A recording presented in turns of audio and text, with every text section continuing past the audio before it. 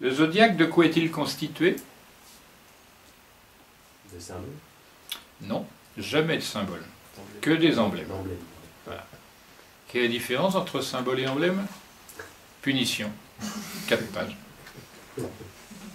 C'est facile, une fois pour toutes. Universel. Le symbole est universel, intemporel, libre. On ne peut pas l'épuiser. Alors que l'emblème, c'est une convention géographique, temporelle, culturelle. C'est clair, c'est net, définitif. Oui. Pour la définition, je vois, mais j'arrive pas à trouver d'exemple de symbole qui...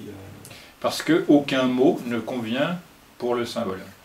Un cercle doit être considéré dans un contexte particulier comme un emblème, mais d'une manière générale, c'est un symbole. C'est le symbole de la chose complète et régulière, parce que tous les rayons ont la même dimension et tous les points du périmètre sont à la même distance.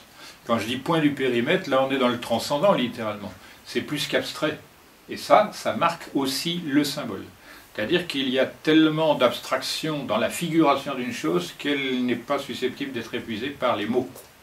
On ne peut même pas s'en approcher de manière asymptotique. D'autre part, ça peut être l'inverse.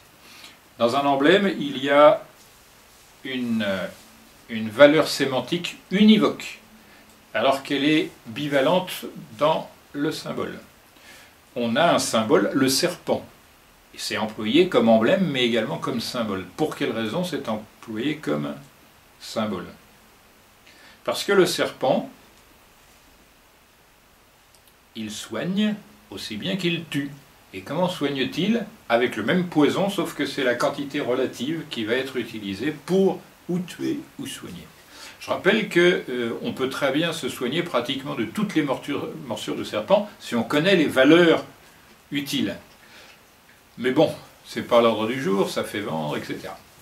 Mais les anciens, qui étaient au courant de ces choses-là, ne craignaient absolument pas les serpents. Au contraire, ils étaient très contents de faire une provision de tel ou tel contenu. Et hop, ça soignait bien, pourvu qu'on découpe la quantité en portions convenables. Revenons donc sur cette notion de médecine, ni trop peu.